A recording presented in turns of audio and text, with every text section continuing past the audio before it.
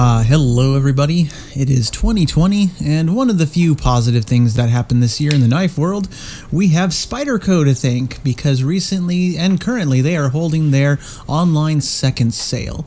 And so if you don't know what that is, essentially every year around this time, Spyderco holds a sale where they sell all of their second quality knives. So these are knives that are not first quality that would end up in retail stores, but these are knives that might have some small imperfection, but are still very usable, good, serviceable knives. And they offer these knives at pretty darn good discount during this time.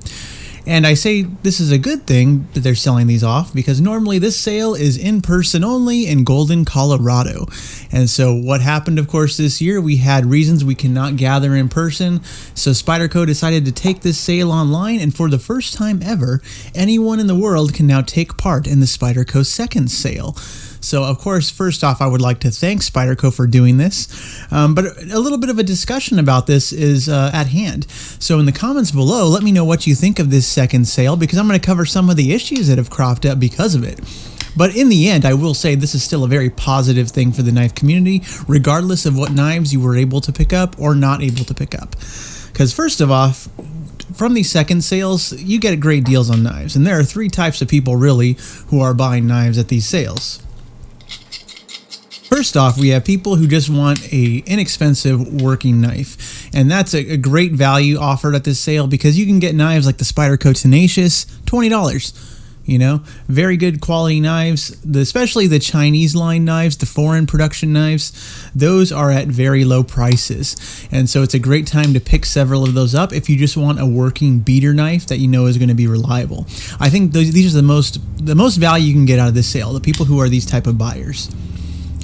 The second type of buyers are the people who are knife collectors and people who enjoy the hobby, people who buy knives for the fun of it, and this is a chance to get a hold of a lot of different variations of knives that they might have missed the first time around.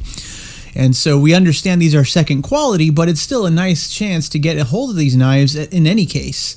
And so just to expand your collection, or to have a nice user, to experience different types of steel, this is a great chance for these collectors to jump in on this sale and get some really nice knives. And we also have a third type of buyer at the Spyderco second sale. These would be the resellers, the people who will immediately try and jump in and get the rarest type of knives available.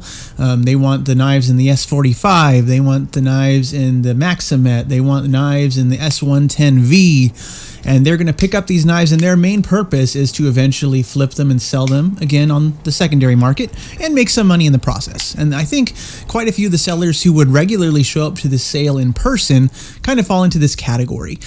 People who are not necessarily collectors, but they know they could sell a Spyderco knife regardless if it's a second or not.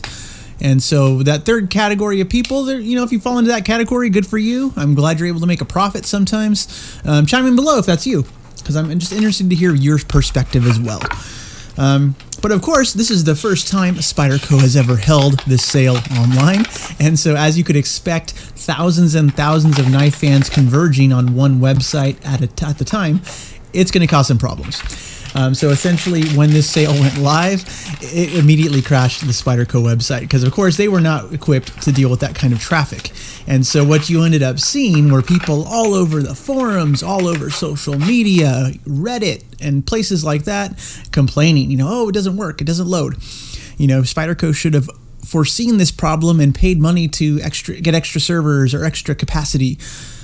I kind of disagree with that. Of course, I had the same issues as everyone else did getting in, but remember, this is the first time Spyderco's done this, and this might be the only time Spyderco ever does this. So from their perspective, if I was in their shoes, I would not be spending a lot of money to expand to expand internet capacity and server capacity just for a one-time sale. Now, what I would really like to see them do this, if they could repeat it every year, yeah, sure, let's increase servers, let's hire out some expandable capacity so that we can take in the crowd. Great. And I really hope they do that in the future, because I would love to see this sale return every year.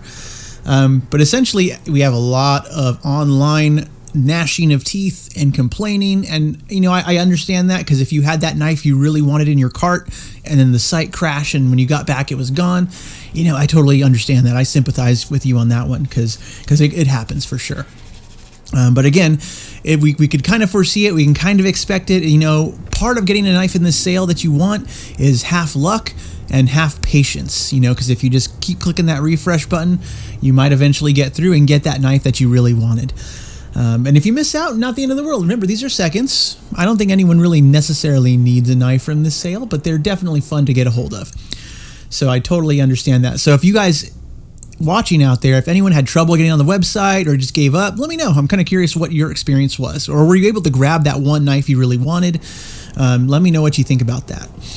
So, of course, all these knives are available for sale, and it's very cutthroat competition to get on there. So you might order one knife one day, one knife the next day.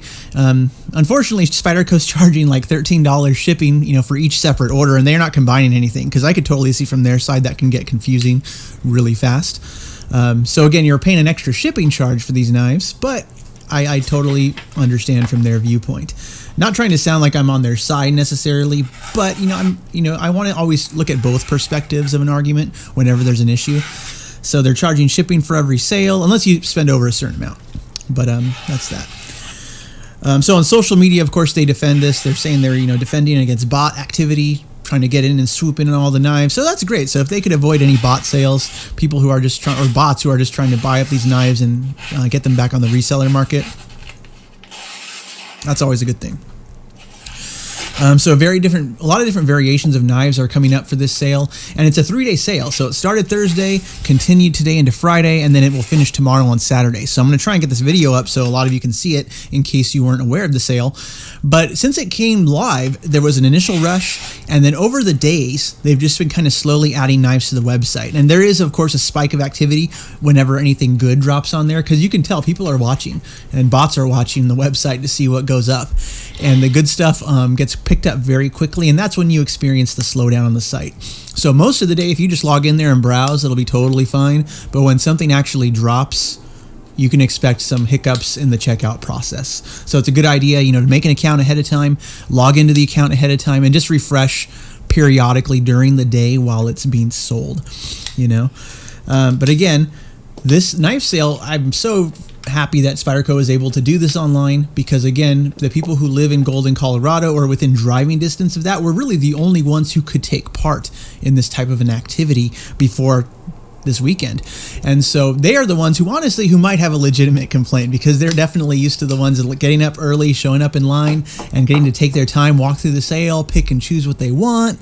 And those are the people who are probably, when they get a hard time in the shopping cart, they're the ones who have a legitimate complaint, because they're probably feeling a little left out this year.